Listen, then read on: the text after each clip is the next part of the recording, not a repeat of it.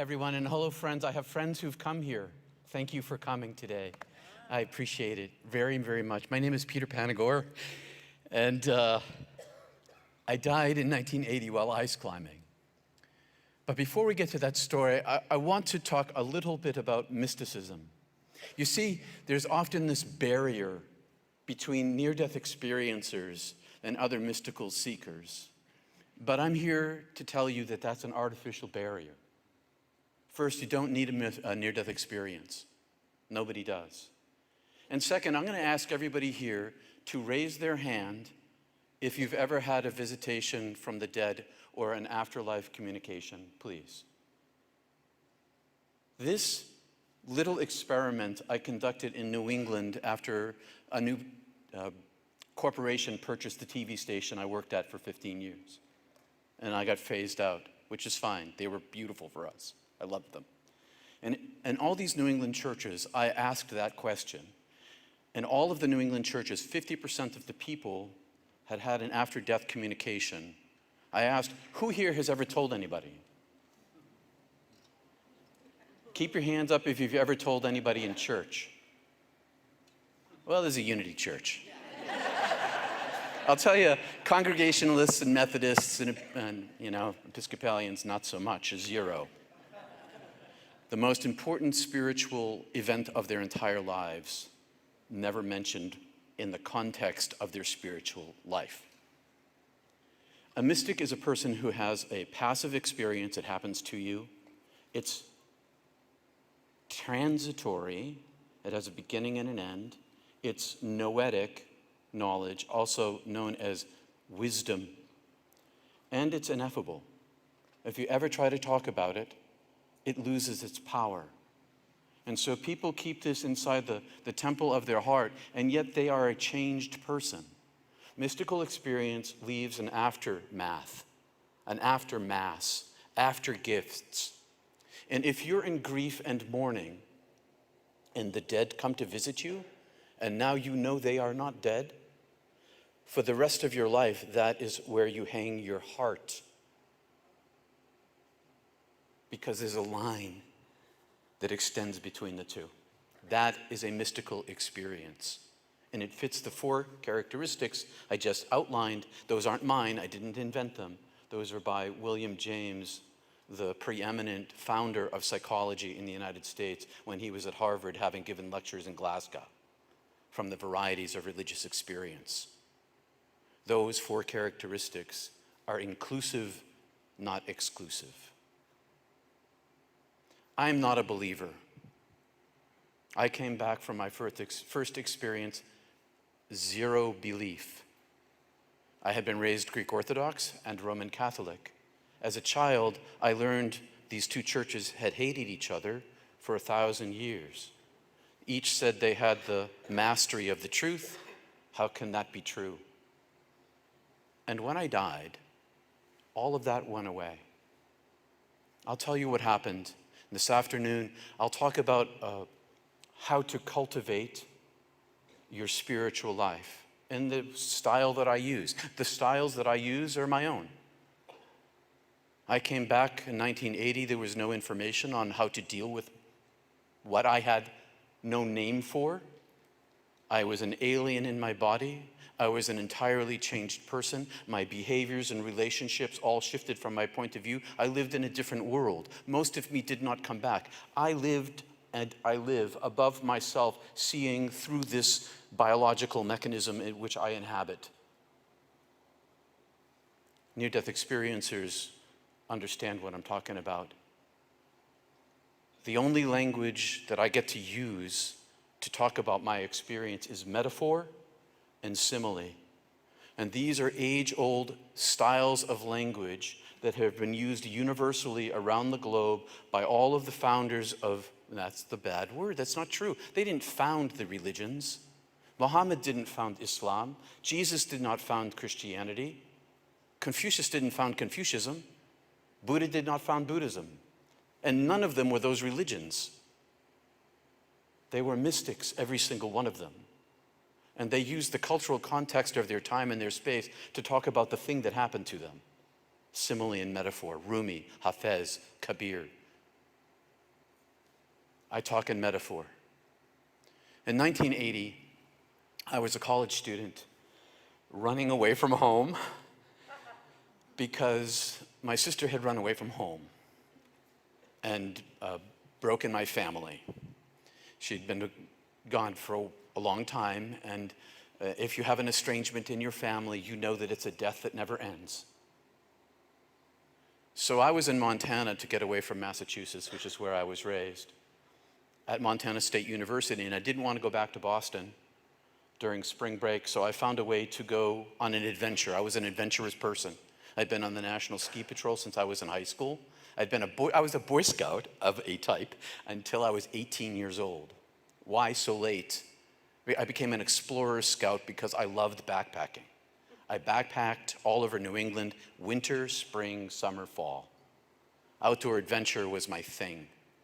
So I decided I would find an outdoor adventure and a partner to go on an adventure with, which is one of the things I was doing when I was in Montana. And I found this guy named Tim, who had planned a 10-day snow caving, backcountry ski trip with 70-pound packs into British Columbia and one day ice climbing in Alberta and Banff Provincial Park, north of Banff, on the Icefields Parkway. We didn't know each other. We got to know each other on a couple of trips that we took before this. I learned to trust him on the snow caving expedition. And when we got to the ice climb, I have to confess, I'd never ice climbed in my life. I'd done a fair amount of rock climbing. I was very handy with ropes and carabiners and harnesses and technique and all this stuff, but ice, never done before. It requires special equipment, and I didn't own any ice climbing equipment. Tim owned everything we needed, all the ropes and the screws, but what he didn't have were crampons, boots, clothing for me, a helmet, and hammers. I had to come up with all that stuff, cheap, poor college student. I ended up with a hammer and an axe. And if you've ever seen ice climbing anywhere, you know the hammer's about this long. You set it in the ice, you drop the bottom pick in, there's a strap, you can let go, and you can hang on this. And I want you to think about how many football players you know have been injured in the sport and how many ice climbers have been injured. Ice climbing is actually a pretty safe sport when compared to hockey, for instance. But I made a mistake. My mistake was I couldn't come up with two axes. I came up with an axe and a hammer, and the hammer's about this long, and it actually has a strap that you can put around your wrist, but that's so you don't drop it. And it's used mostly for chipping ice, so you put the screw in or putting on the end of the screw. These screws are like Archimedes screws. They're very long, and you use the hammer to crank them in or crank them out. But you can climb with it.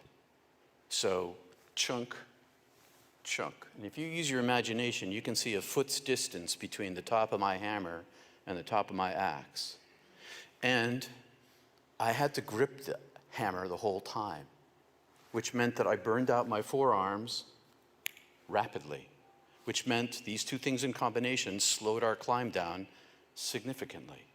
We both agreed that I could do this. I was young and strong, and Tim was a certified ice lead climber. He had just finished a course. He knew what he was doing, but we were both young enough to think that we could outwit nature. There were maybe 12 other teams, 10 other teams on the ice that day. We were the last team up. We were the last team to get to our destination. And I'm going to spare you all of the harrowing of what happened that night. I'll tell you a little bit about it. The sun went down. We were in traumatic fear because I'd known for hours as we continued to ascend the situation we were in. I was on the National Ski Patrol at volunteer at Bridger Bowl that year. And in January, when the temperature dropped to 50 below zero, they brought us into the ski shack and they gave us a refresher on hypothermia and frostbite. So 2 months later, I'm refreshed. I know what's going on. 2 hours before we reached the top of the climb, I knew that we were in a deadly, grave situation. And ice climbing is not like hiking or backpacking. If you've ever hiked or backpacked, you're walking up the trail, and you're like, oh, it's getting kind of cloudy and maybe going to rain. I'm going to turn around and go back. You can't do that on ice. You can't return the way you came. You have to continue up to get to the rappels to come down. That's just the way it is. It's like you can't turn left on red, you know? You just can't do that. So we got to the top, already knowing that our death was right there in my face.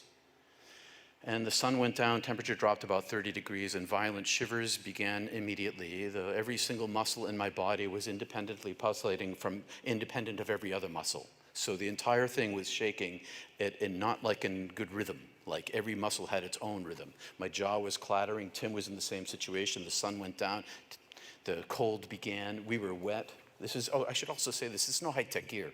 I'm wearing wool clothes because this is before high-tech gear. You know, high-tech gear kind of came out it was coming out then, didn't really. So we're dressed in woolies and a shell, and I've got rag wool mittens on with leather chaps on top of them, and a rag hat and a rag sweater and a LL Bean 64. I saw Jerry wearing an LL Bean jacket today. Maine, go Maine. I had an LL Bean jacket on that I had used silicone on to waterproof it because there was no such thing as Gore-Tex. So rudimentary equipment. Temperature drops. We're wet and sweaty from the climb. Ice had been falling down my neck all day. I had a helmet on. And the violent shivers began.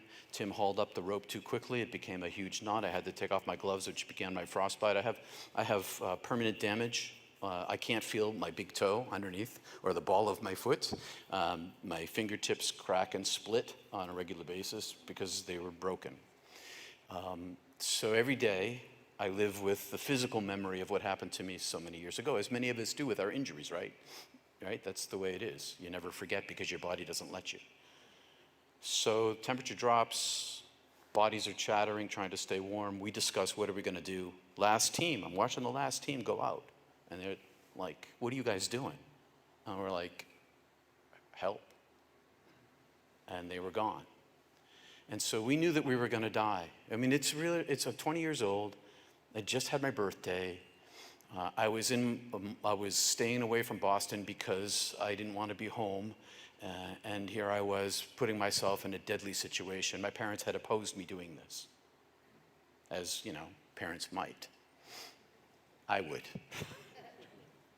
So, long story short, all night long in the dark, we fought our way down the mountain, traversing, rope to each other, always with a cliff off to the side, continuing our push forward as our hypothermia continued to advance. And hypothermia is a deceitful way to die. It robs you of your reason and decision-making capacity. So you begin, not only are you it likes to accelerate its own deadliness. And so we began to make poor choices that in retrospect I never would have made. And they caused us additional problems. We lost our coordination. My lips, we reached a point in the night where my eyeballs were freezing. My lips were so cold I could not speak. We didn't want to speak anyway because every word we said, every step we took depleted our energy level. We were out of food, we were out of water, and we had no extra warm clothing. So our energy was being stolen from us by the cold and by every action we took. And yet we had to take these actions in order to survive, maybe. We had decided that if we were going to die, which seemed very obvious, that we were going to die trying to survive. I found inside myself that night a depth of my humanity that I did not know that I had. I was driving myself forward with my willpower, my desire for survival in my mind. And as I drilled down into my willpower, I found this part of maybe it's the stem of my brain, this animal part of myself where the survival instinct was greater than my reason. I didn't know that this existed inside of me, but it's what continued to drive me forward. I stopped thinking about survival. I just did survival. Every step, every motion was calculated to not waste energy. The night continued, hypothermia advanced. We made it past our first rappel. Terrible things happened to us there. You can read about them. The next rappel, we got to the bottom of the second rappel, and now it's hours later, and we're frozen. My feet are blocks of ice. My reasoning capacity is pretty much shot. Tim was to my left, and in the mountain was an iron pin epoxied in with a ring and a carabiner and a strap and a carabiner to which he was clipped, and I was in the same position over here. I had the rope. It's some hours before dawn. My feet are blocks of ice. My body is beyond shivers. There was a point at which the shivers stopped because I guess the body didn't want to waste the energy because it wasn't getting warm. I took the end of the rope and I tied it to myself. I took the other end of the rope and I tossed it out around the corner because there was this corner that we had come down, this craggy area with a pin at the top and a ring and carabinered, rappelled down and turned this corner. And so I took the end of the rope. And when I tied it off, I had my articulation and my fingertips required concentration and sight. I couldn't feel my hands. I had to tie a knot. And they did not want to move. There was a lot of strength of mind applied. And climbing is all about strength of mind. You see these super fit people climbing? That's only half their strength. Their real strength is their mental focus. No mental focus equals death. So it's a training ground for mindfulness and being in the now. So I, with focused concentration, tied this knot, took this other end, tossed it around the corner, pulled on the rope, and the first pull I took wrapped around this corner, jammed in a rock somewhere, and as soon as I yanked on it again, tighter in. And now we have no rope, and we're still 100, 150 feet up. Hypothermia has gotten to the point where I had this experience of all of the blood rushing from my extremities to my chest, and I had this thought where I thought, I don't need my feet, I don't need my hands, I need my heart and my lungs and my brain. And I was okay with that. I was like, oh, that's a good thing.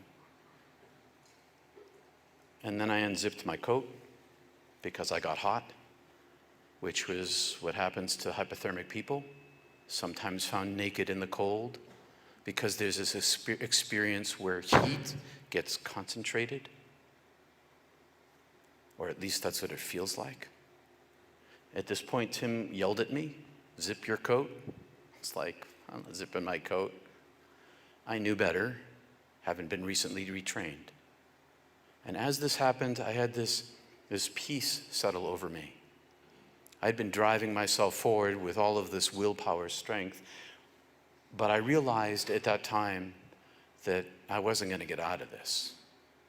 I was going to die right where I stood because we had no rope and hypothermia was killing me.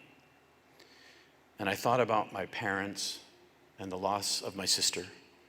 And then I thought about how they had opposed my coming on this trip. They wanted me to come home. And how I was going to die, and it was going to be big news. You know, when a climber dies, you know when a climber dies because it makes the news, especially international, like Canada and the American citizens. But as this peace settled over me, I just accepted my circumstance. And this drive for survival went away.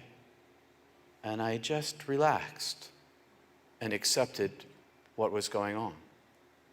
I don't know what Tim was doing because my world was here.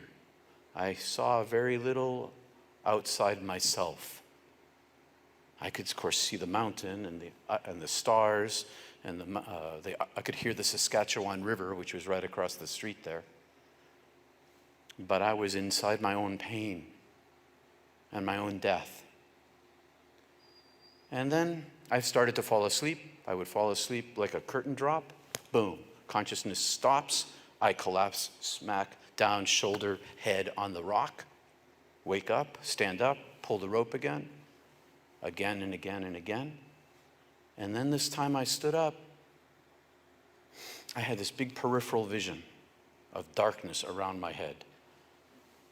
And then this, like a spotlight, just started to close on me really rapidly. And I thought to myself as it closed that I must be falling asleep again, but this is very different. I'd never seen anything like this in my life, a tunnel like this. And I was looking around, and it was like the tunnel's getting smaller and smaller. And I looked forward to the mountain, and as it closed, I thought, oh, I was falling asleep. Only not. I'm awake. I'm awake, and no more pain. And I don't know what's going on. Why am I conscious? And in front of me, where the mountain had been, there was this expanse of darkness. And this darkness extended into forever. And far, far in the distance, there was this sudden pinprick of light, like a pin through a piece of black paper with bright light, and it shone. And as it shone, it rushed toward me and filled my entire vision and communicated to me. It covered this distance in a snap of a finger, and it communicated to me telepathically, I'm taking you. And I thought, no, you're not. I don't know what's happening, but I reached like in my trick bag and pulled out all my willpower, and I put it up as a mental shield. And it was like paper. Reached through, took me. And as soon as it took me, there was this knowledge of its intelligence. Intelligence with a capital I. That it was all intelligence, and it was all power. And I was a Raggedy Andy doll. Remember the Raggedy Andy dolls? Yeah. I was a Raggedy Andy doll with no will of my own. And I was encased inside this entity, who I knew from my childhood when I'd had mystical experiences when I was an itty-bitty kid at 5, and subsequently other points in my life. Not my first encounter with this angelic form, but the first time it just took me with a severing, no longer connected. And I was enveloped by it, and it carried me with, and was infilling me with comfort and love and intelligence and power. And it was superpositioned. It was the infinite itself in quality, but not in quantity. It's paradoxical. It was both at the same time. It was a reduction. It was a limited form of the unlimited for me. And its strength and its power was this, making this with me inside. And I had a light body, an astral form, no molecules. I was still shaped, I was Peter shaped, but I was made of light. But these are metaphors, they're not photons. And I had this point of view. I could see out into the vast darkness, and I could see the entity. I could describe it as like, the proverbial dead person on a cloud sitting in heaven with the lyre and plucking the strings and little halo, something like that. Only there was comfort beyond explanation, and I could see out through it, and I was also superpositioned outside of it. I was in two places with two views at once. I was outside, non-located, like an eyeball seeing myself inside this angelic entity, this orb of energy, being carried, and I was on a parallel track, like seeing it, and I was inside this angelic form, looking out. But I, inside the angelic form, could not see me outside. But I had these two visions inside my own consciousness. And then suddenly, we get carried like up this elevator shaft, same track, back to where we had been, where it had originated. And then it like unfolded itself, or I popped out of it. I don't really know exactly what happened. But suddenly, my light self, my astral form, my light body was gone, and I was an orb of consciousness myself, and I was in a place of nothing, no thingness, darkness extending to the edge of infinity, which I could see. I could see this edge of infinity as it was all around me. I don't even know how to describe the distance from me to it, but it's the furthest I'd ever seen ever. And I am this orb of consciousness, and my first understanding is me. This is me. How did I forget me? I've always been this. This is what I am. I was never that creature. This is myself. I am content in this vast space, this vast distance in which I am alone. And I am unafraid, and I am content, and I feel like my mind and my brain, I have no brain, like my mind and my senses and my thinking are one thing. There's no separation with my consciousness from my capacity to think or to feel or to see. And I could see, but I was content. And then all these things happened at the same time. Simultaneousness, timelessness. Timelessness isn't just no time, it's all time in no time. It's time folded in on itself, it's time backwards, it's time that we don't have here. All in this, contained in this one thing that isn't the thing. And this white opening appeared, like the darkness, which was also illuminated because I could see into the distance, but like a huge doorway opened, or I like to call it a waterfall these days. Like a waterfall began to flow, and this waterfall had every color of every star that was in the sky that night. If you've ever been north and you've seen on a dark night the galaxy, and the further north you get where there's no light pollution, on a perfectly dark night, on a perfectly clear night, the stars pulsate. And there are reds and greens and yellows and whites. And that was what I saw, only more. More colors than I can describe to you. And these colors were simultaneously white. Both. It's like them and one. All and one. And as this was flowing, this iridescence, I could see the surface of it, I could see the depth of it, and I could see through it. All the same thing. And as I was seeing it, it was the most seductive, most attractive, most desirous. I wanted only it. And I moved toward it with thought, and it moved toward me, and it's massive. And I'm massive. I'm 10,000 times bigger than a human being. I'm ginormous. And this dwarfs me.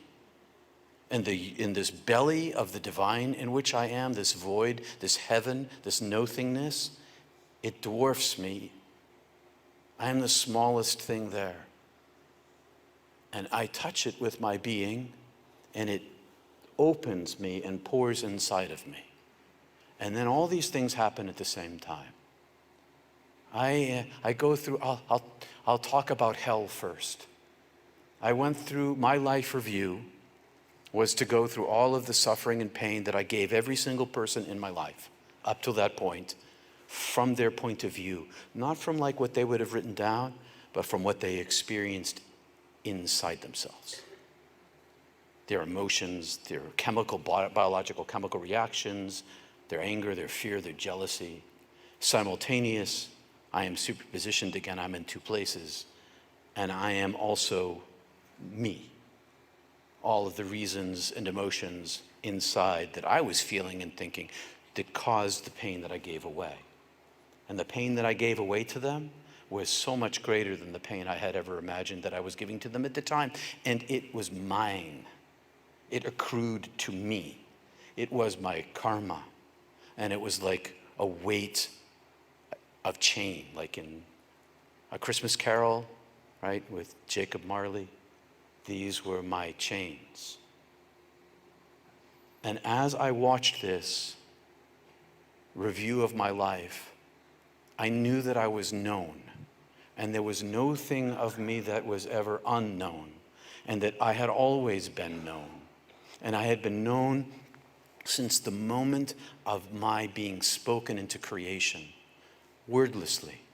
I hear my name, my soul name, being spoken into creation, every moment, and every now that I'm there. I hear myself being known. I see myself being known. It's like this huge spotlight, no dark shadows inside me, only illumination. And as I feel all of the pain that I gave away in my whole life from their point of view, I see all of humanity simultaneously. I see all of the brokenness of everyone. And there's radical equality among us. The only comparative I have is between limited form of all of us and unlimited with a capital U. Perfection with a capital P, and imperfection with a lowercase I. There was no one better than the other here. There was only unlimited and limited.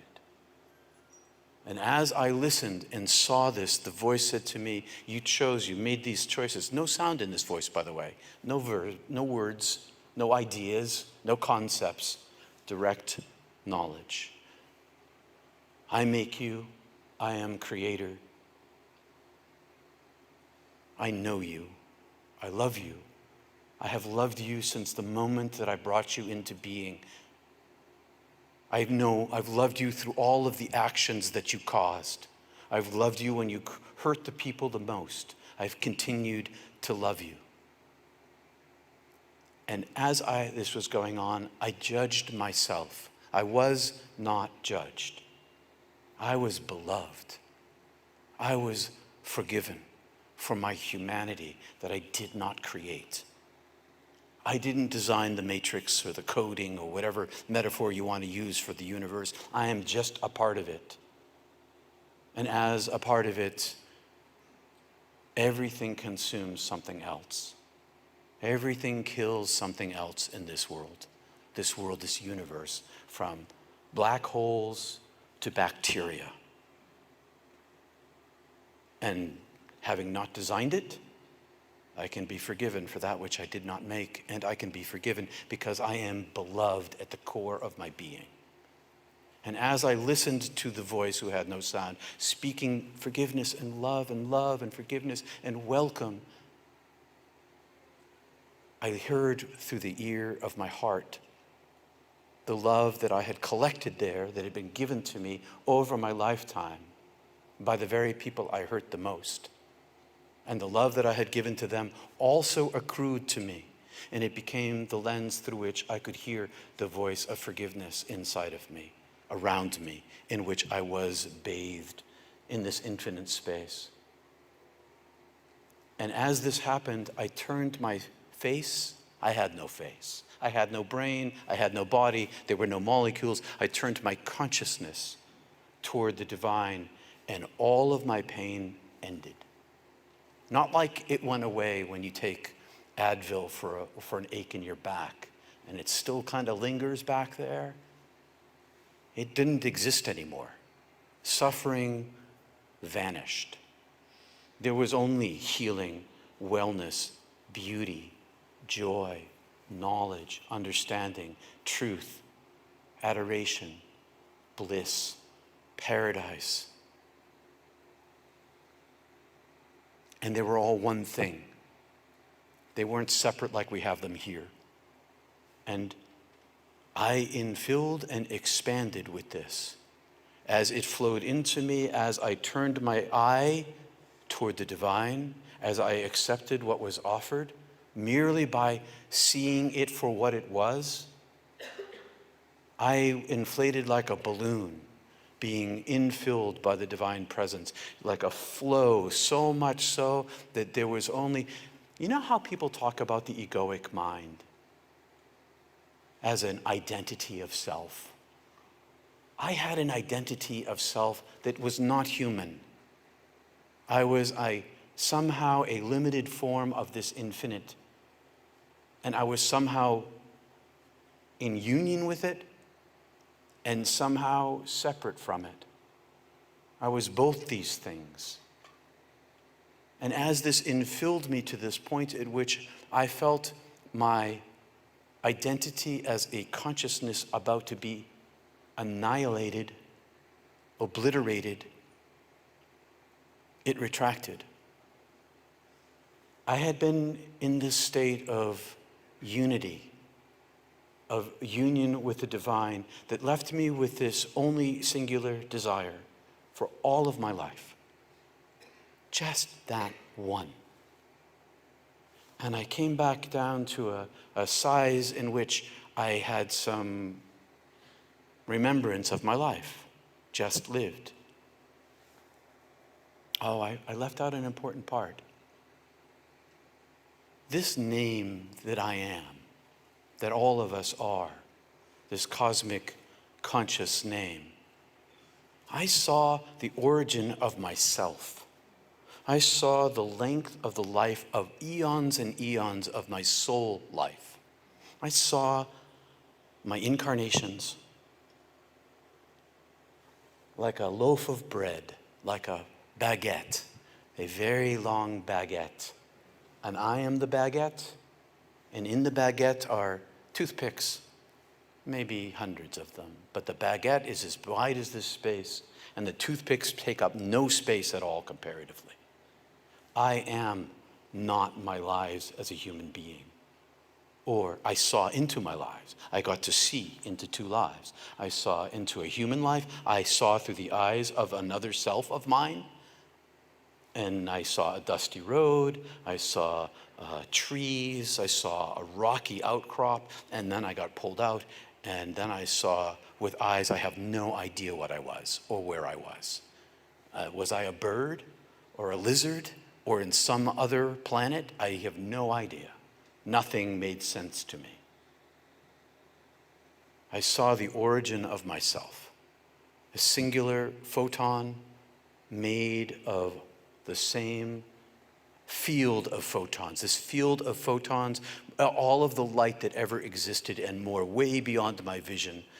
And I was one of them outside of it, connected to it, limited, but of the same. And this field was the divine consciousness itself, of which I am and was and will be a part forever. And even my consciousness in my lives, even my consciousness as a soul living many lives, that isn't really me either. I am this light. This is my desire to return to my original state of being. And then I was shrunk back down to some sort of size that I had remembrance of my human life. And I said, am I dead? And the voice said, yeah, you're dead. And I said, well, I can't die now. The voice says, why? I said, because my sister has run away. And as I say this, I am swept across the universe, to the edge of the universe, swept across heaven to the edge of the universe. My consciousness is kind of poked outside. I see all of our universe. I see all of our galaxies and the space between. And my vision is looking toward the Big Bang, toward the origin of our universe. And as I look, it unfolds universe upon universe upon universe upon universe, like a flower opening. And from the tips of these flowers, more universes.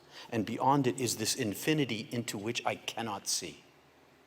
I could see the whole time to the edge of infinity, but I couldn't see beyond this darkness that was the divine self. I could not see the origin of itself. But as I looked, it flowed out into all there was with this love that I cannot express to you.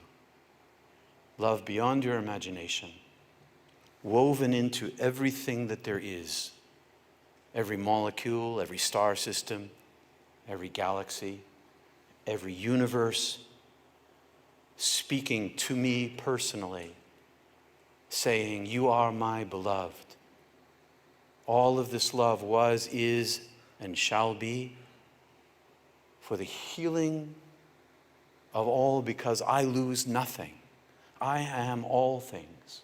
My love is all there is, and I love you with all of these billions of galaxies, thousands of universes that love at me. And as I feel this, I'm told all is well and all has been well and all will be well. I came across that also with Julian of Norwich. Same experience. And my vision was focused down to earth, which looked like a hologram, and I could see all 7 billion people in live time doing what they were doing. Half the world's asleep. Other people are sitting, in chairs and having babies, or wars, or ships at sea. And everybody, every single one, has this golden speck of light inside them that I know that I am. And I am the most beloved in the universe, but so is everyone else. It's inexplicable, it's paradoxical that every one of us is the most beloved, because most means the only. Only in heaven, everyone is. And nothing is lost, and all is well, and has been well. And around the earth was this foam in between people, and it caused them blindness. They could not see the light that I saw inside them. And then I saw my parents' faces appear, and the collecting of all of their suffering. And I saw 2 parallel lives, life with me, life without me. I saw their emotional states and their brokenness if I were to stay, and their relatively less brokenness were I to go. And I saw their deaths. And in their deaths, there was no difference between them. Their death was the same as mine. Beloved, known, welcomed. And the voice said, it's time to come home, but choose. And I'm running out of time, so I'll quicken the end here and say, I said, can I come back here if I go back there? And the voice said, yes. I said, I choose to live my life. And the voice said, you won't live your life. And threw me out. And then told me to choose my life from among 1,000,000 doors. And in the middle of these 1,000,000 doors was this beam of light that was itself. It said, choose me, but I chose some of me instead. I chose some humanity. I didn't choose the fullness. But I went through that door, and I came back an entirely different person, and I'm going to end it there because I got to leave some time. But this afternoon, I can continue if you want me to, but mostly what I want to talk about this afternoon is from then till now, because mysticism is real. Heaven is real. God is real. And heaven is here. And I live in a different world. I live in a world that is liminal. I came back, I see light inside of every single creature, every single person, everybody, good or bad by human standards. No differentiation. And I learned from Panagore and Yogananda and others that the only way out is in. And I would like to talk about that this afternoon. And I thank you all for listening.